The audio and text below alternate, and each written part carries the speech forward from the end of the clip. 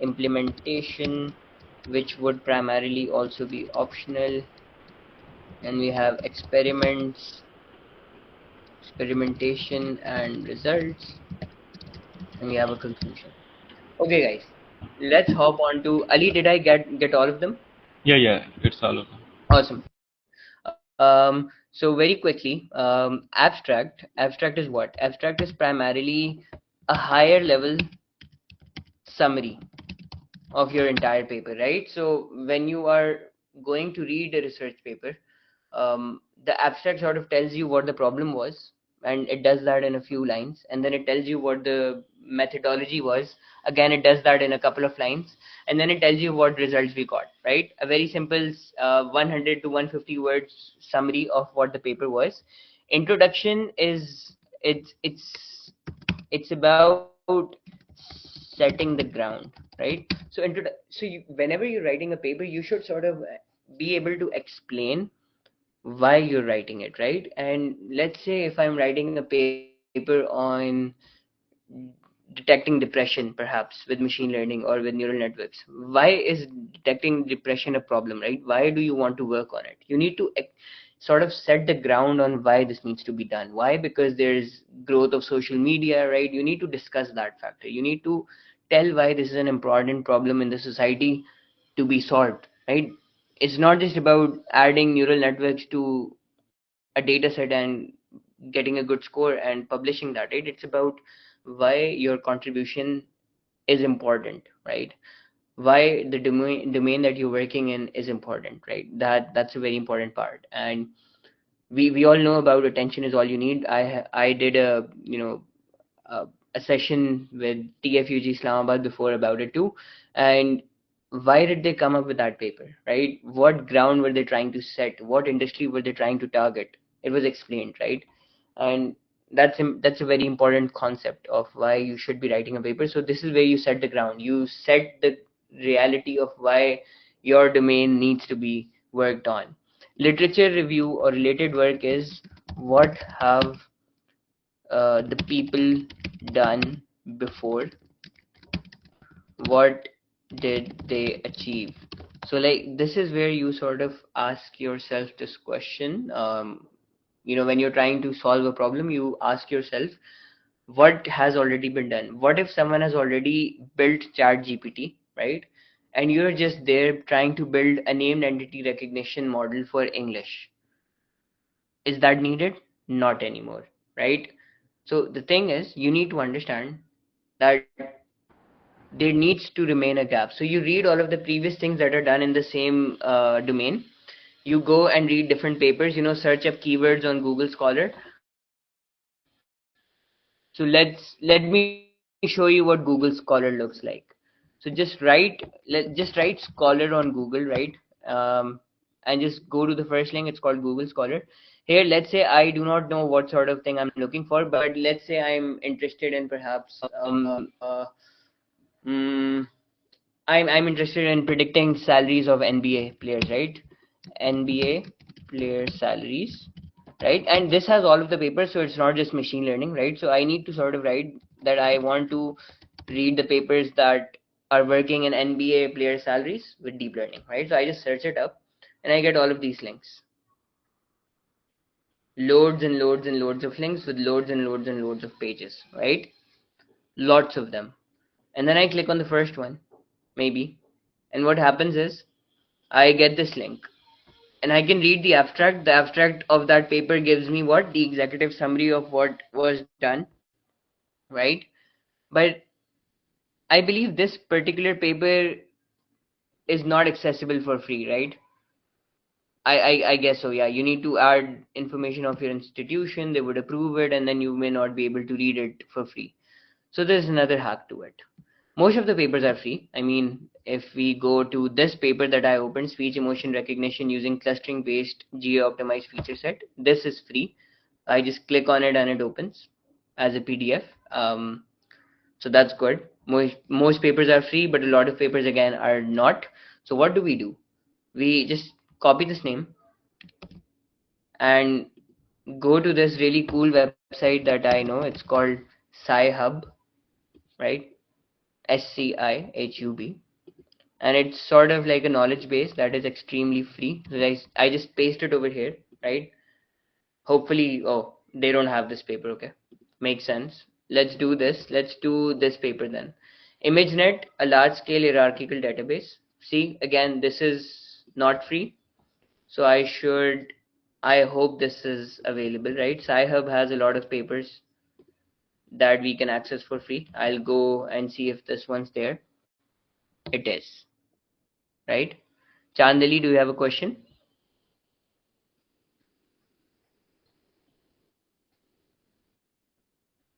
Okay. So this is how you get the papers, right? Sometimes when they're not on Sci-Hub, then most probably you would not be able to read them for free. But in a lot of cases, you will get a lot of papers from Sci-Hub, right? And this is a pretty interesting technique of going about getting papers for free. I mean, I'm not advocating for all of these. Yes, Nimra, you're right. We can also use the DOI numbers. So I'm not advocating for this, but it's just that, when you're starting out and you do not have money, this is how we can go about it, right? Data. So this is an optional chapter, but sometimes we can talk about this, right? What data are we using? What value is it adding? All of these questions like why are we even using this data? What sort of approximation does this data give to us, right? And then we have methodology. Like this is where we discuss all of the models or techniques that we are going to use, and we don't discuss them in the context of our paper. First, we discuss them as to why these models were built, right? If you're using a random forest, why does a random forest work, right? What exactly is a random forest? How does it work? Why does it work? And why is it relevant, right? If you have a question, you can just quickly drop in the chat and I'll answer you right there, right now, right? And then we have implementation. This is sort of optional because how did you implement that model is not a very important question in a research paper, right? If you implemented a random forest, how did you do that is not very important. But what sort of experiment did you let's say if you were going to actually predict the NBA salaries of players, did you compare it with other models, right? Did you compare it with other models, right? Did you change the hyperparameters in the random forest? How was that affected, right? Were you able to perhaps find better results? What is the difference? Why was there a difference? That is where experimentation comes in. Most important chapter, and this is where we talk about all of the things that we do. We have one actual problem in the last how much long we should write a paper. So Tasir Mehboob, there's a lot of different ways around it. Let me explain that. So the first papers are called the conference papers, right? I guess 8 is a very, very good number, 6 to 8 pages, right? These papers do not have a lot, they don't have lengthy introductions, they don't have lengthy methodology sections. They're more to the point, and they're primarily targeting only the domain that you're targeting, right? I mean, you're not supposed to set the ground for a general reader like, hey, depression is a problem, and hey, we need to talk about it, and it's been growing ever since Twitter came in and Facebook came in. You don't need to talk about that. You only need to talk about why it's important in a crisp paragraph and then move on to what you're doing, because we only have 6 pages with references, right? So that's a lot.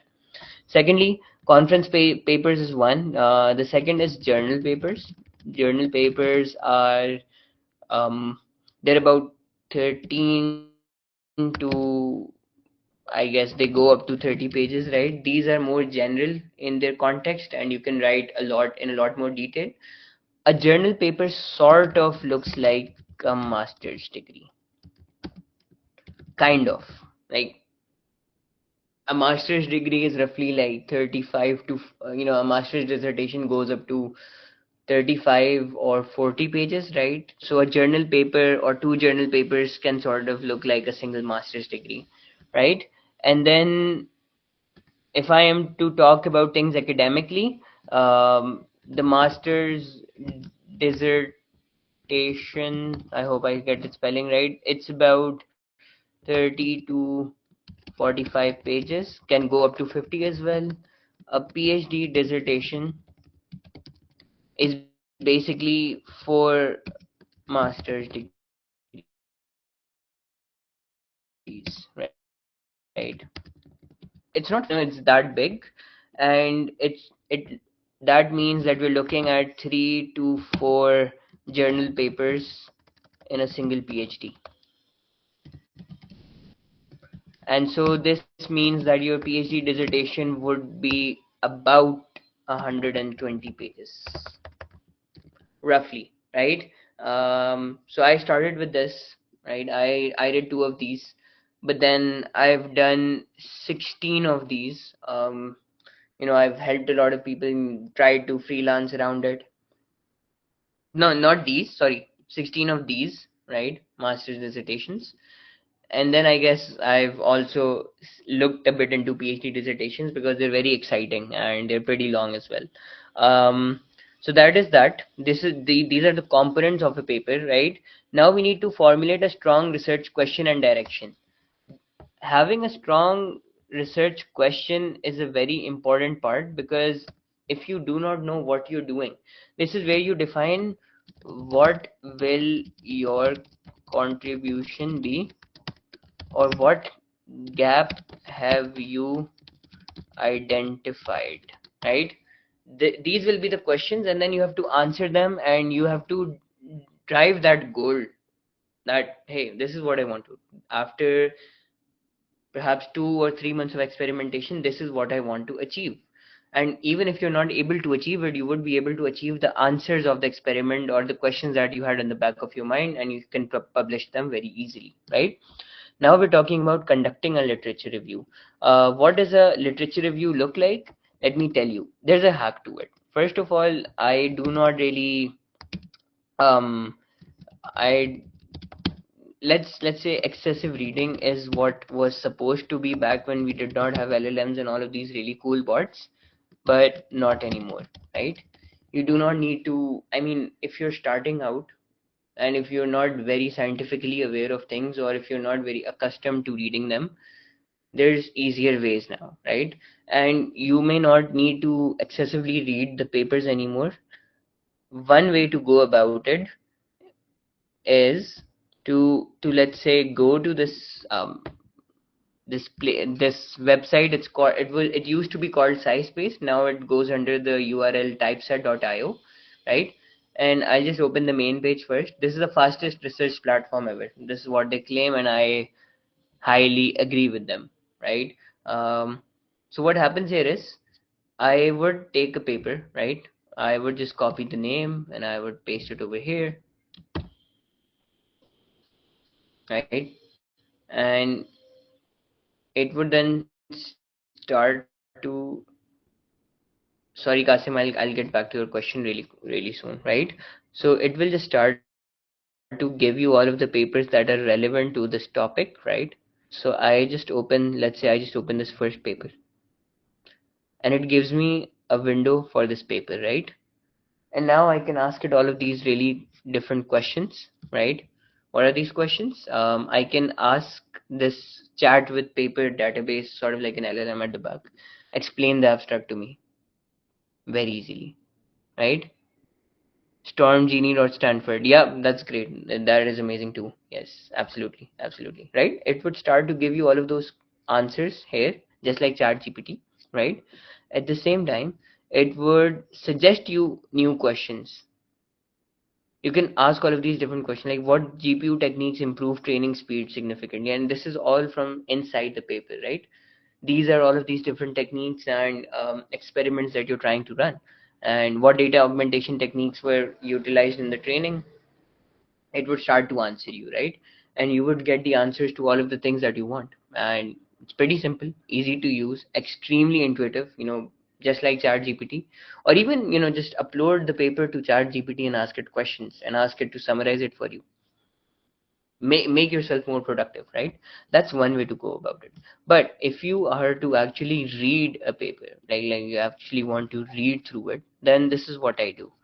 I read the abstract first. So this was actually suggested by one of our one of our teachers and one of our friends, Sir Samiullah, who also uh, spoke at TFUG about MLOps very recently. So he sort of gave me this hack. He's like, I first read the topic, right? I try to understand what the topic is giving us, right? And then I read the abstract, which is the executive summary of the paper, and then I either read the introduction or skim this and then I just read the conclusion first, right? The conclusion should be right here, yeah. And this sort of tells you what you were trying to achieve with the abstract and then what have you done, right? Now you know what the paper has achieved, and only then the process of how it was achieved would make sense to you, right? So read the abstract and the introduction, read the abstract, skim the introduction, and then read the conclusion first. Once you've done these, then read what's in the middle. Then read, make a group where we work together and publish a paper. Sure, Asif, that's a very exciting idea. Definitely, definitely. And then you start to read about the methods that were introduced and how they were used, the data set that was right there, feature extraction and all of these things. They start to make sense when you know what is going to be achieved. And this is a very cool advice that he gave, and I believe I've been using it since then. So this is how you and then you hop on to at least 10 or 15 different papers and see what has been the common pattern across those papers, what people have been doing and what they've been trying to miss, right? The best practices is that sorry, this is too bold and it should not be that bold. So the best practices were uh, what extensive experimentation can we do, right? And I'll explain all of these questions very quickly to you with an actual example, right? What extensive experimentation can we do? What new techniques can we try? Do we need to change something somewhere? Perhaps there may be something that everyone is doing wrong, and I'll show you how. Techniques to present the data and the results. Again, this needs to be broken down into the very minimal sort of context. Explore everything. Like I'm just writing words right now. They are not going to make sense, and we're going to do a quick exercise together, and then everything is going to make sense. Explore everything. Explore performance performance metrics. This is a very important question. Do you understand what performance metrics are? Right? Accuracy, precision, recall, loss, um, blue score, all of these, right? So we should be able to know that we're presenting the right metrics for the right data, right? So I'll give you an example. Do you all know about LLMs? Do you know what LLMs are?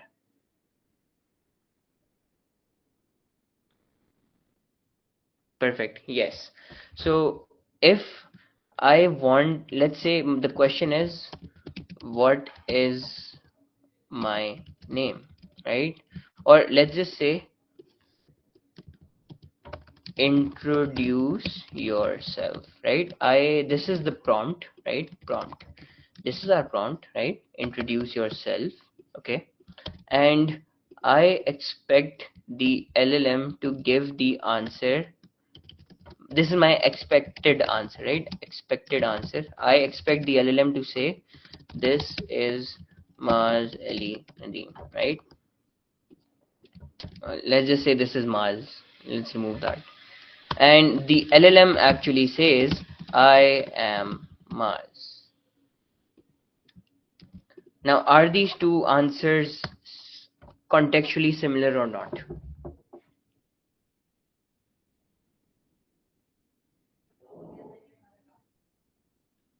They are, right? They are contextually the same. which means that if I am to evaluate if my LLM got the answer right, it should say yes, right? But if you were to evaluate it with a blue score, so the blue score compares if we had this word in this sentence, which is yes for this case, but we did not have this word anywhere in this sentence, and then we did not have this word anywhere in the sentence, right? And then it checks if we had this word pair anywhere in the sentence. No. Did we have this word pair am as anywhere in the sentence? No. Did we have this entire three word combination anywhere in the sentence? No.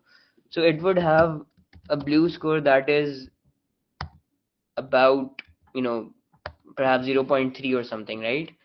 A human blue score, because what blue scores do is that blue scores are able to see if we got the sentence structure right. Yes, it's called BLEU, right? And so this is not the right metric to evaluate, and you need to see in your papers if you are even doing the right evaluations or not. And this is a very important problem, because if you're stuck making the wrong evaluations, you would never have good results, because in this case my LLM is perfect, but it's just that the blue score says it's not good, because blue score is not the right metric to evaluate this. We can perhaps do like context recall or context precision in this case. So we need to see and study what sort of metrics we are doing. Now we're going to do an example, right? So the example is that we need to do speech emotion, yes, speech emotion recognition, right, with machine learning or deep learning. Okay, this is what we have. This is the problem. So we're not going to write the abstract until the entire paper is written. So we're going to start with the introduction. And why do we need speech emotion recognition? I'm just going to write it with one line, because ever since voice AI agents have been emerging, we need to automate emotion understanding for evaluating customer experiences, right? Um, Ali, could you tell Tony if it would be on YouTube or wherever?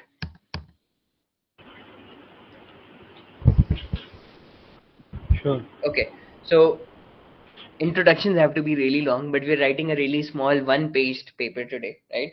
So in that case, we are just, this is what our introduction is going to look like, and then we're going to talk about related work, right? Or literature review. So we're going to then look into all of the papers that we have, and then we're going to be like, hey, there was some paper X, paper 1 used the MFCC and chroma features for um, for information extraction, right? And then they applied random forest and SVM. Perhaps this is what the first paper does, and they achieved. And you also need to ensure that the papers you're trying to read should be very close to the data set that you're going to use, okay? And they achieved let's say 85%. No, they are not going to achieve that. That's 75 accuracy, okay, right? And then you say, hey, there was a paper too that used a MEL spectrogram feature and put it through YOLO V5 and got an accuracy of 76.5%. There's improvements, there's a lot of different things. So like you will have a list of all of these things, right? Let's just say that according to our context, this is all we have, right? Sure, Tasir, I can share these with you for sure, right? Let's say for context, we only have these two papers in the literature review, and now we need to see what can be done. So now you start to raise your research question like what could your research questions look like? What deep learning models can I apply, right? That could be a question. What are the most robust sequential models, right? Because this is again a sequence problem, because it's speech, so it's sequential audio, right? And then you start to think, hey, we have RNN, we have LSTM, and if you want to go into something more interesting, we could do like an LSTM RNN hybrid, or we could do LSTM with attention, and then we could do we could do an actual transformer, right? So you start to think into all of these domains, right? And then you start to plan your experiment. But this is only one part of the thought, right? Thinking about the models in your machine learning pipeline is not enough. You need to think about these as well. Are these even the right features to evaluate? You need to ask this question to yourself. Is Mel spectrogram giving you the right sort of detail? Is it, converting your features into numbers correctly? So then you need to ask another question. What if I use another embedding in another feature engineering or an embedding technique? So embedding and feature engineering techniques primarily allow you to convert your features into something more meaningful, right? Kasim, do you have a question?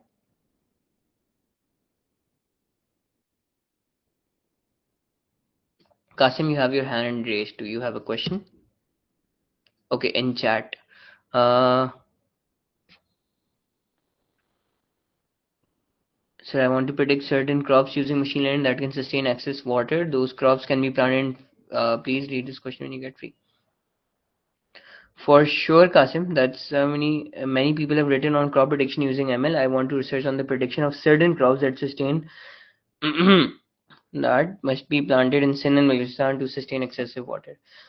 Kasim, if all of that is already done, in terms of people actually predicting crops before, then what you can do is if they have models trained and if they have that published, get those models and fine tune over them, right? And then you can publish that paper for yourself, and that would definitely work. Or see what they are not doing, right? Because in this particular example that we are doing today, they're not getting the right features.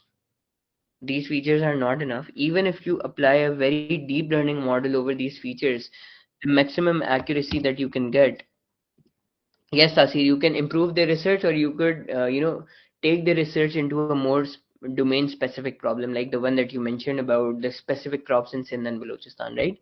So basically what we found with this particular example that we're doing right now is, if you use MFCC or MEL or Chroma and you apply literally any combination of deep learning networks, LSTM, RNNs, transformers, etc., it would not exceed 77% in accuracy. It would not. But if you were to change one thing, if you were to just change all of these with one embedding technique, which is called wave to vec, and this knowledge comes with research, of course, and you just apply one layer neural network to it, one hidden layer neural network to it, you would be able to achieve a 95% accuracy. And this was a hack that, I was very recently doing this project, and all you needed to change was this. You did not need to have a really heavy neural network in the end. You needed to have the right feature engineering done. And this is a very important problem, right? Because a lot of people have been trying these papers and they've been trying to hit around 70 or 80% accuracy, and this is on two data sets. One is called RevDes, the other is called Savvy. So now we're going to talk about these data sets. So I'll show you what the RevDes data set looks like. RevDes data set. So this data set is on Kaggle. It has been discussed in a lot of different papers, right? So this data set has 8 emotions. Okay, I believe we can see the list of emotions somewhere, hopefully. Yes.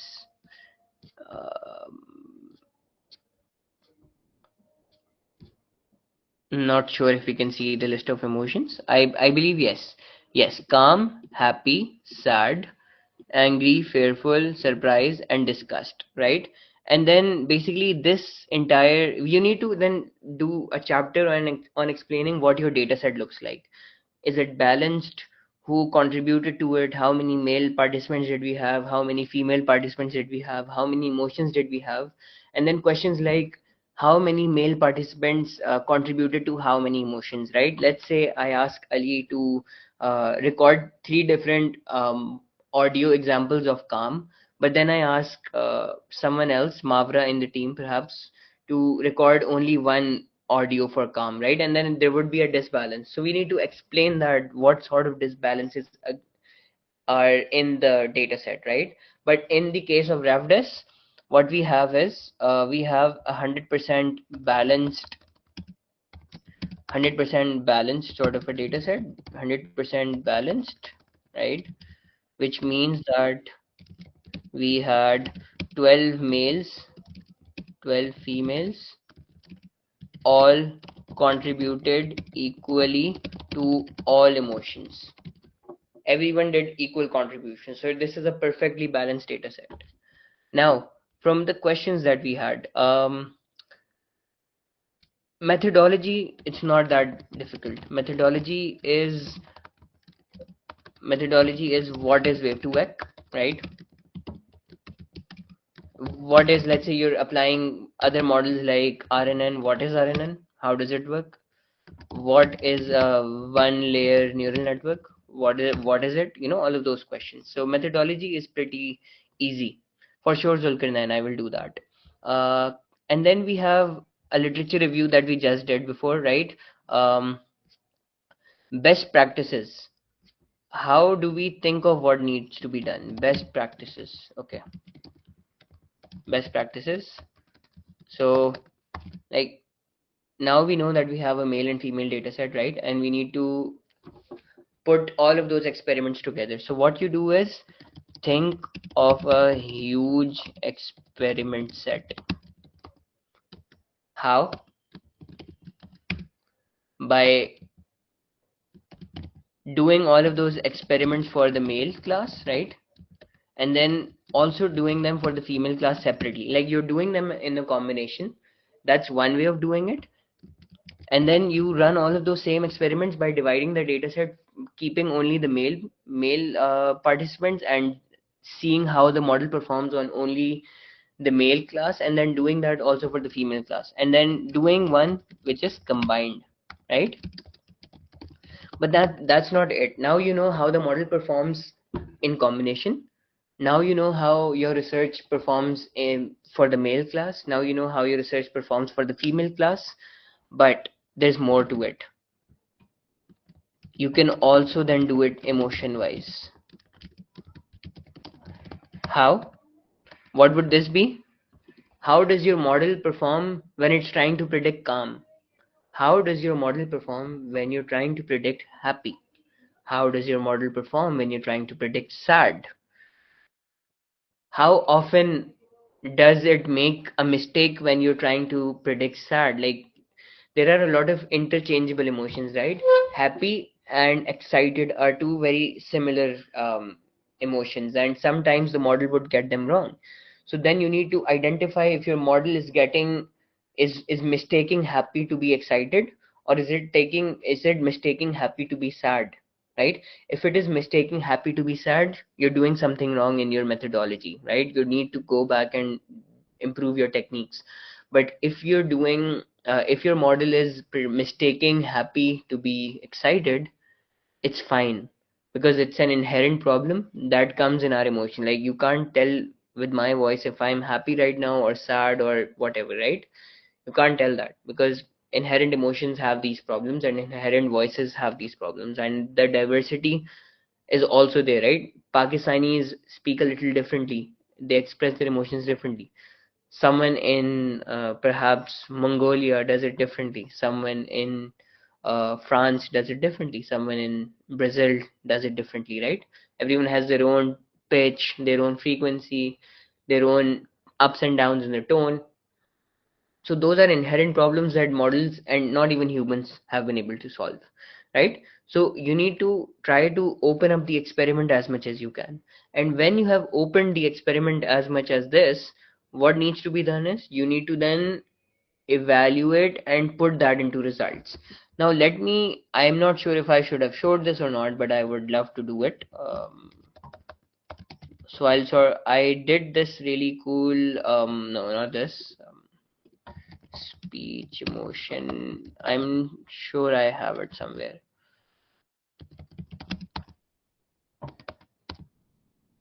Yeah, so this is a paper that I was writing, a drafted paper, okay? And you can see that I did all of this actually over here. So this was, we were showing how the data set is balanced, right? All of it. And then we were showing how pitch distributions varied for males and females, right? And then we built an understanding around it, and then we talked about the other data set that I'm going to ignore right now, and then we're going to talk about the results. So first what we did was we were able to plot all of those results together with all of the different models with accuracy, precision, recall, and F1 score, right? And then we did a category wise discussion. So how did SVM performed on gender-based performance and on label-based performance? And then we plotted it. For males, the SVM confusion metrics. For females, the SVM confusion metrics. And it would here tell you this doc I cannot share, Ruxar, unfortunately, but it would be in the video, so you can obviously access it. Irfan, the research topic is based on what what you're interested in studying or talking about. No, for research documentations, generally a lot of people use overleaf for latex, right? It's a formatting way, and I think it's a very important technique all in all, to know, and it's a very important skill to know actually. Latex papers are the best. I usually just make drafts on Google Docs, right? And then we do an emotion wise precision, right? And then we do this for all of the experiments. You can see done this for ResNet, and then we've done this for YOLO, and then we've done this for Wave 2Egg with a fully connected neural network, and then we do it for the other data set in the similar manner.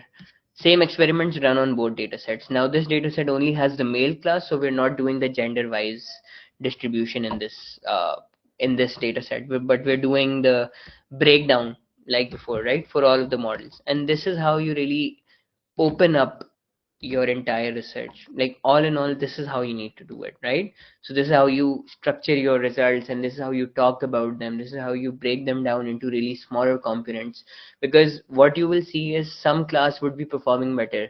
In our case, in the speech emotion recognition problem, what happened was, the for the female class, the model was performing better, and we had a reason for that, because we started to plot all of the feature maps, right? We started to plot the pitch. So generally what happens is that females have more distinctive voice patterns when they're demonstrating different emotions as compared to male, right? And that is why the model performs better on the female class by even up to 5% of accuracy, right? If it is 92% for males, it will be 97% for females, and together in combination it would become 95 or 94.5, right? So this is what we've seen, right? And this is how you think about a paper. You expand your thinking to every possible thing that you can look into in the paper, because if I was to just focus on the machine learning model over here, if I was to just stop at this research question, I would never be able to improve over 77% accuracy. The only way we were able to do that is we thought of, hey, there are other components in this experiment. What if I'm not using the right data set? Or what if I'm not engineering it the correct way? What if you are not thinking of storing it or getting its information in the right manner, right? And this is where we did wrong. We were not doing the right embeddings, right? We were getting MFCC and chroma features and turning them into vectors, but we were not using a wave to vec embedding, right? A wave to vec is a much more semantically aware embedding of audios, right? So I believe that is that. This is all I have from my side. If you have any questions, please shoot them away. But before we do the questions, I need you guys to. Oh, also one more thing. Sure, Ali, I will take them. If you want to, if you want to get the entire, you know, gist of a paper, and if you don't want to read it, so there's this. You go to YouTube and search papers explained, right? And there's 219 papers over here that are explained in this playlist. It's right here, right? They are amazing papers and they're very well explained, right? They're doing a very nice overall thorough review of each and every paper. Sorry, I do not have YouTube Premium, so we need to ignore the ads for now. And it actually talks about and shows you how people are thinking and mapping things in the paper in their head, right? And watch these videos. They will help you understand how research papers actually need to be studied in depth, right? um I believe that's that. But before I head on to the questions, guys, search up Sabzi Sahulat Gemini API competition and vote for us. We only have 3 days left, and we've been trying to win this award in Pakistan. But now I'm gonna take the questions. Okay. I'll share the document, of course. Yes, my question is simple now. After writing the paper, how to submit our paper? Sure, Omar Mustafa. So there's a lot of conferences that come in. A lot of you will need to speak to your faculty members for that if you have any access to any faculty from any university. There's a lot of conferences that call for papers, right? In winters and summers. So just make them, get your papers reviewed from someone who has done this before, and then just wait for a conference to ask for submissions. Maaz bhai, there are two questions which were asked in the registration form. How to skim through different papers efficiently, like any structured approach to follow? Yes. Read the abstract, skim through the introduction, read the conclusion. You will then know if you need to read this paper further or not. That's it. How can we write unique research papers on any topic? Like I said, uniqueness cannot, when you're starting out, uniqueness cannot be there, right? Because you do not have that sort of knowledge that leads to uniqueness. So what you need to do is you need to start finding small gaps like the one I mentioned with the example today. Once we have that gap, once we know what problem we are facing, then we should be able to very quickly find a solution to it. Like the one I showed you was a very, very simple fix, right? Just change the way we do the embeddings. And once you're starting to get into this, 2 to 3 years or 4 years down the line, you would have more ideas in your head that would be more unique. It's just a process that you need to, trust. Can we go over the whole document? I want to see the overall process. Sure, Ubaid Rahman. But let me. I mean, we can. The video would be uploaded, so you can get it from there. I will need to answer those questions that may get missed later. What is the best way to identify research gaps?